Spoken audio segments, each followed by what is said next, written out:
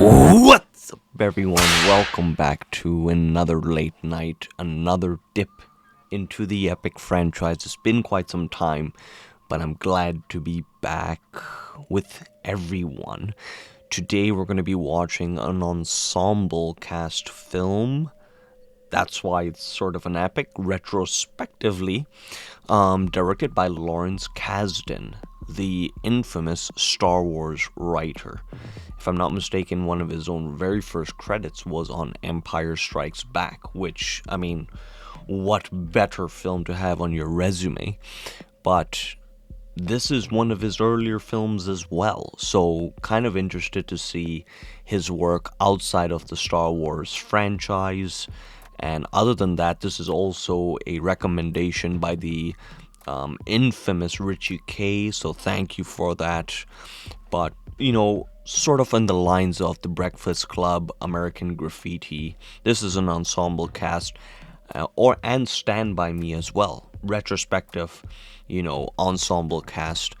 And it has to do with them coming together after, at least from what the plot says, after somebody passes away, and that's all I know. I know Jeff Goldblum's in the film, I know Glenn Close is in the film, and that's just about it. Other than that, this is pretty much a blind watch. Well, if you have seen the film, do correct me if I'm wrong, or if you have anything to share, I'll be more than happy to read it.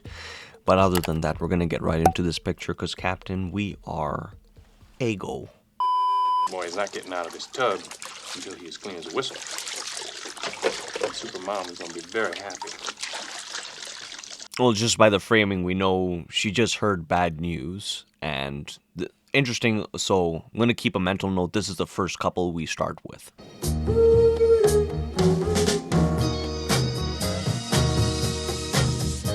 It's interesting, just with these, snapshots, we already get a class difference. At least I'm getting a class difference and sort of, where everybody's at.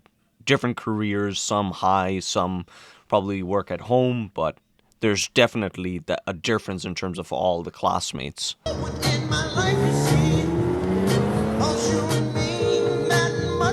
I'm assuming that was the person who was getting, his shirt buttoned, nice sunglasses. Except he's taking a lot of pills on the road. Not the safest thing.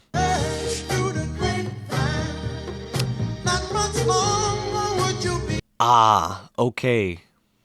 The casket is, well, they're preparing him in the casket, I'm assuming.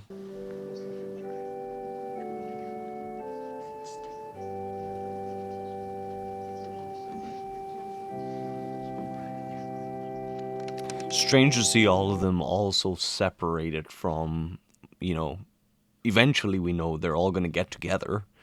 But now there's this rekindling of the friendship in one place.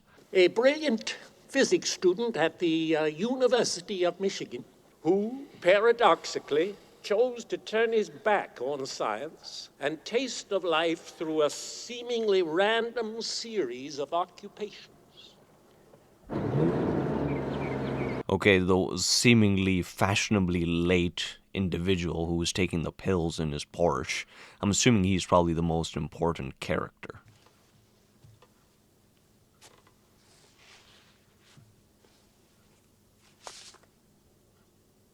Oh, what a dread, even to read the speech. Alex drew us together from the beginning. Now it brings us together again. I don't know. Oh, what a great paradox. The guy who brought everybody together does so again with his passing.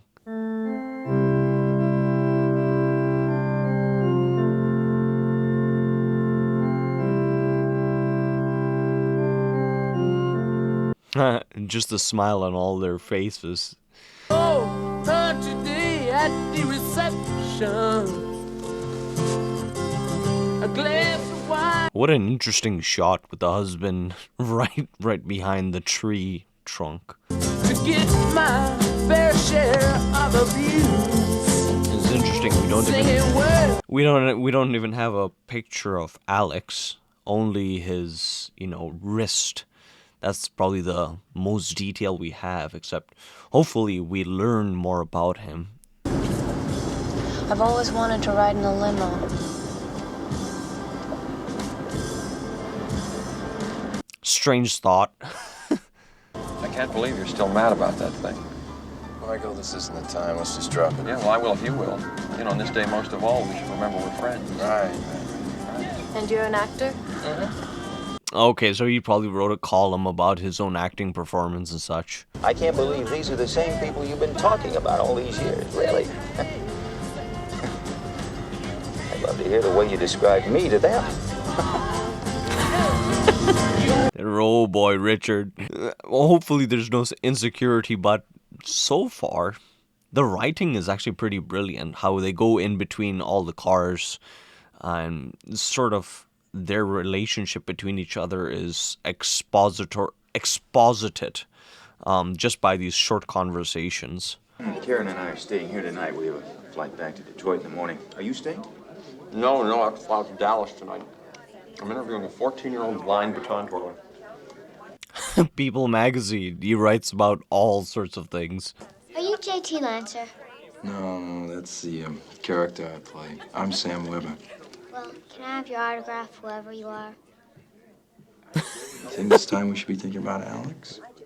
At least one of them has a public persona, so nothing can be hid.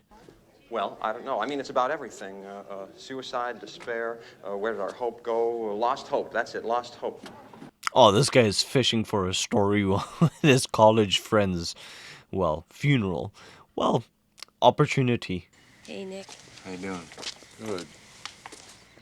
For some odd reason, Nick seems to be the wild one, if that makes any sense. He seems like the wild one.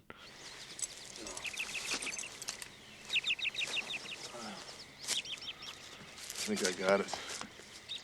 That's not what I think it is. Well, if I think what I think that is, it's going to be some weekend.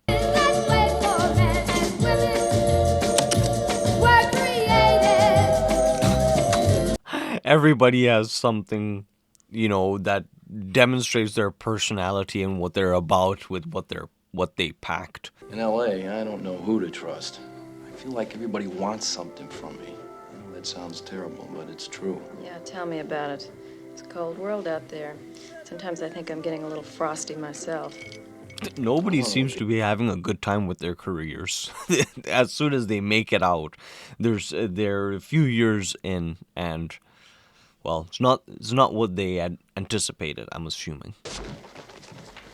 Hey, that's Cashmere. Give me that. Look out! That's Kashmir. Of course, Nick in Vietnam, he's not afraid. I've been thinking about your friend Alex. Did you ever meet him?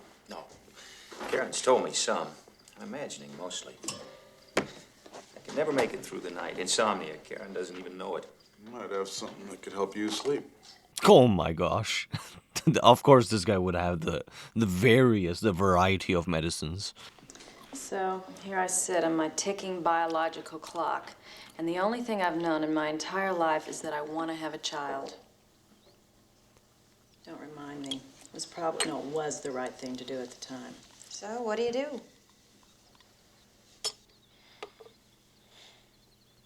I'm gonna have a baby. What? There's what the interstitial type of dialogue about, Richard, saying, is it fun anymore? Why didn't anybody tell me it wasn't going to be fun about having kids and so on and so forth? Then you go with, Harold being this perfect man, and then she has that look off. Okay, maybe you don't see it behind the curtains. There's all this type of, hidden type of dialogue. And, well, it's hidden dialogue, but also the speechless moments, just their face, just speaks so much. You mean after 12 years you haven't learned to make anything else? I've improved on it. Now it's edible? The meal is ready, let's go! Go watch this incredible show! Oh my God! Finally, they're all together. They're all preparing for the family dinner. But thus far, I'm very impressed with how we have gotten so much from different conversations. That off. Suit come with a machete? He's even self-critiquing himself. Like he can't, bear to watch himself. It looks so phony. To go back to the whole thing about, what Michael was talking about, phoniness. When I lost touch with this group, I lost my idea of what I should be.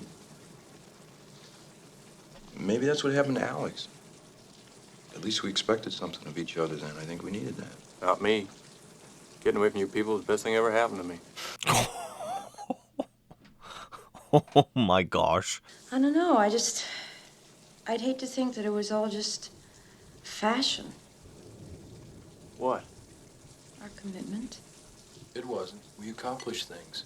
All evidence to the contrary. Now you're just taking a position. See, the way Harold thinks is a lot more metric-based. You think we're all trying to avoid dealing with Alex? Every time it comes up, somebody changes the subject. Hey, it's a dead subject.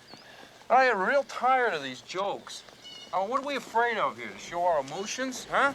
Or we just mad at him for leaving us with no explanation? I could say something. Well, probably a little bit of both. And you put the load right on me. Hey, pretty cool sneakers. Is there any salt and pepper, please?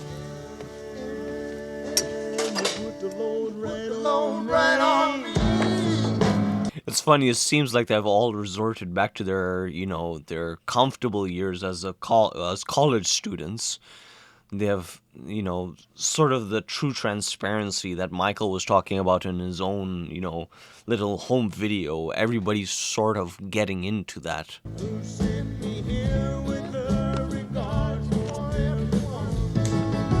Of course, both of them. They took some hard substances.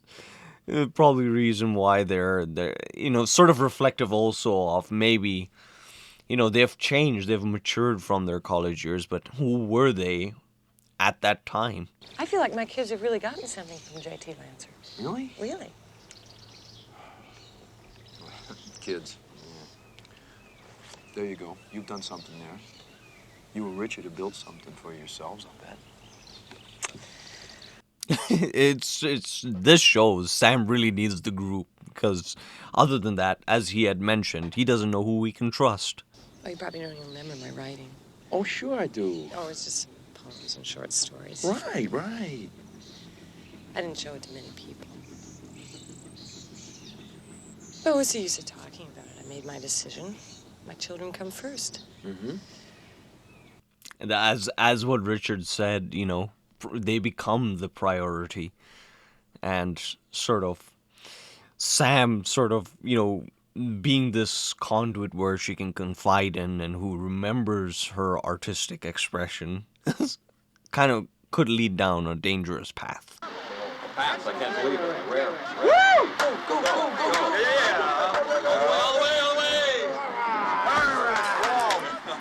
It seems to be more of a college, reunion retreat as opposed to mourning Alex, except who knows where the boundary is.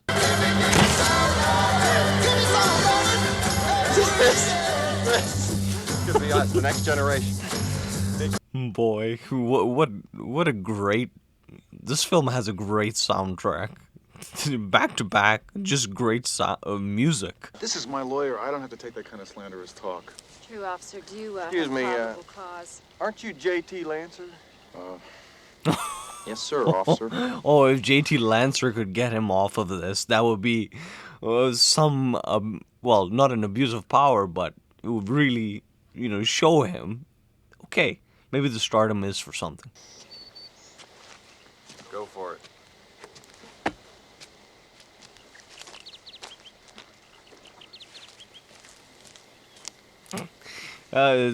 He had to bail him out. Sam had to bail him out of trouble. This is like they're children that never grew up.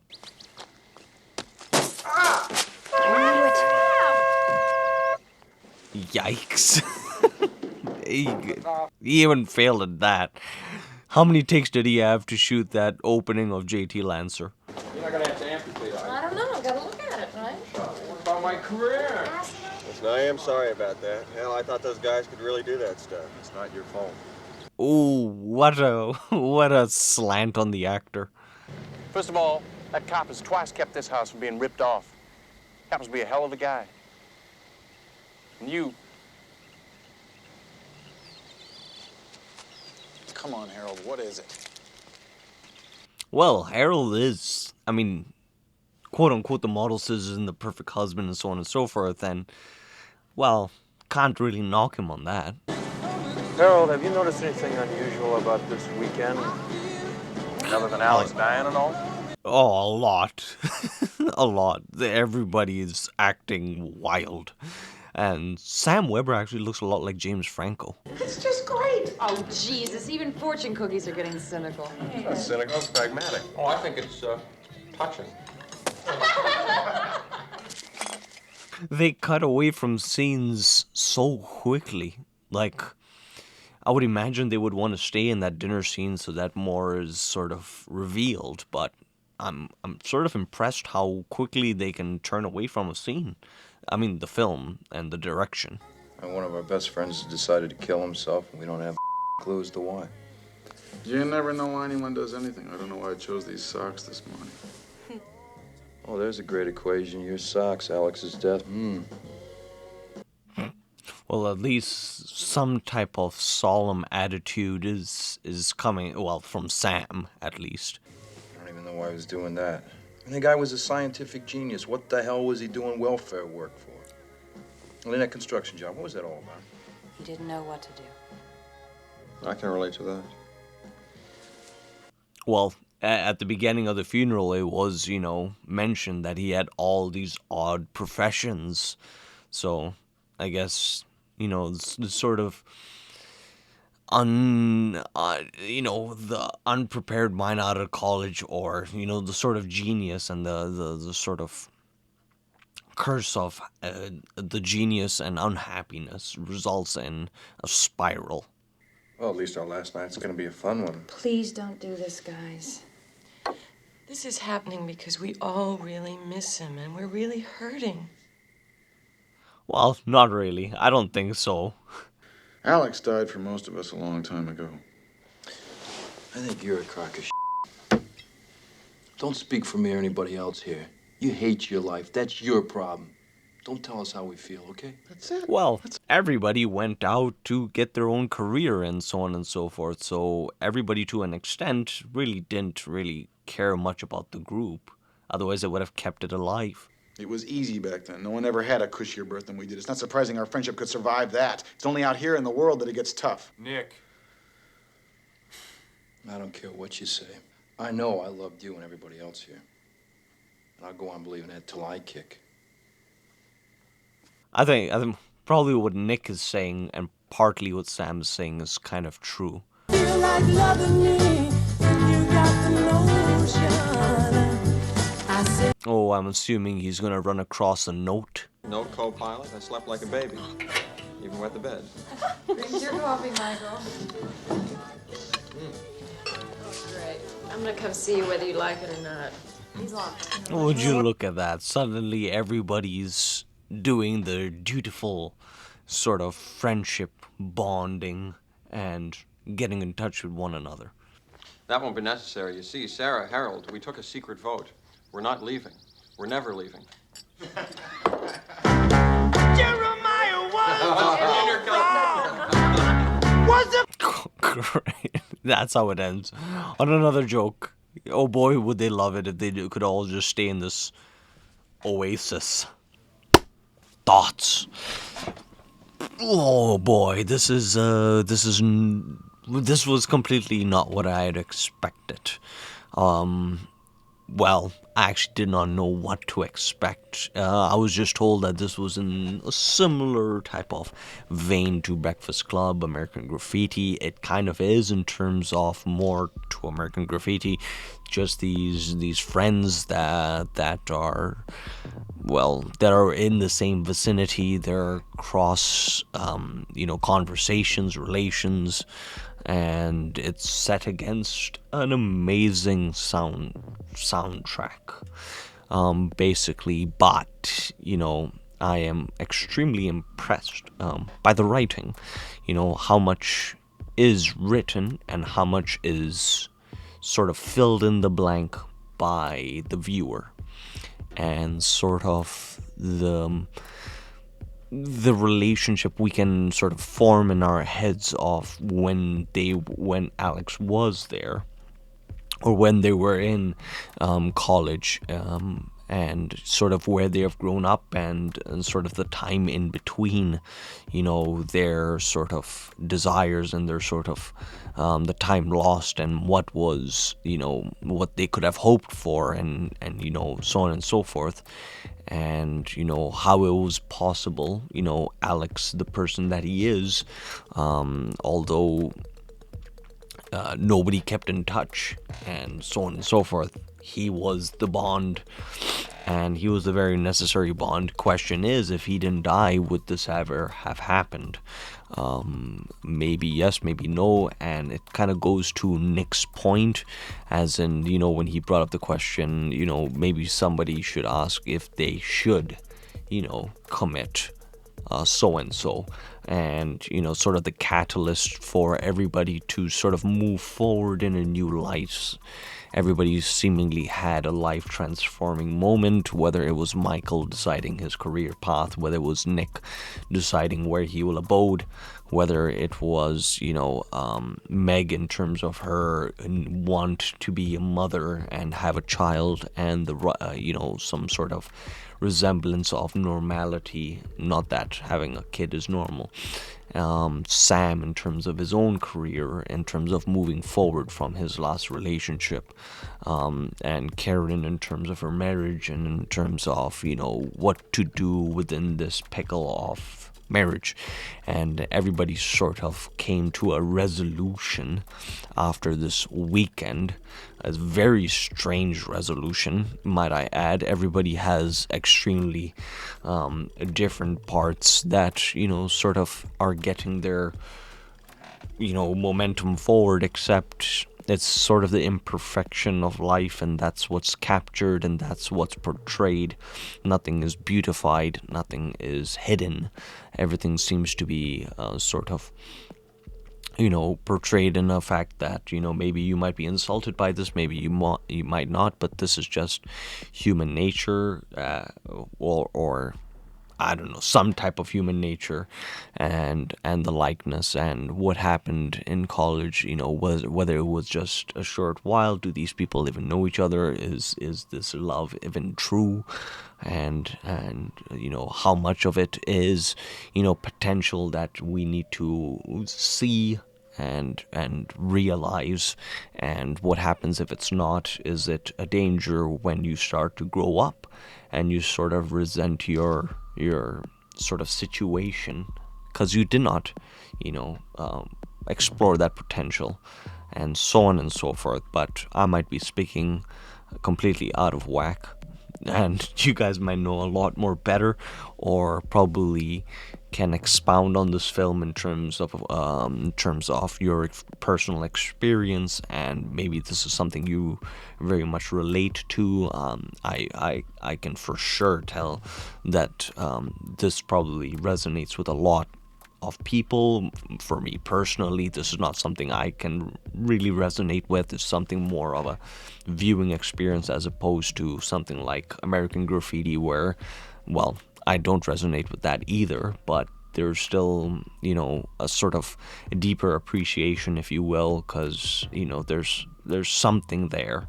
Whereas this film, there's just not that connection point, but very much so I respect anybody who does, and I would love to be reading any sort of commentary you guys might have, any sort of factoids, and yeah, looking forward to meeting you guys in the comment section. And until the next film, stay safe, stay sane, and communicate with your loved ones. And until then, enjoy cinema, my friend.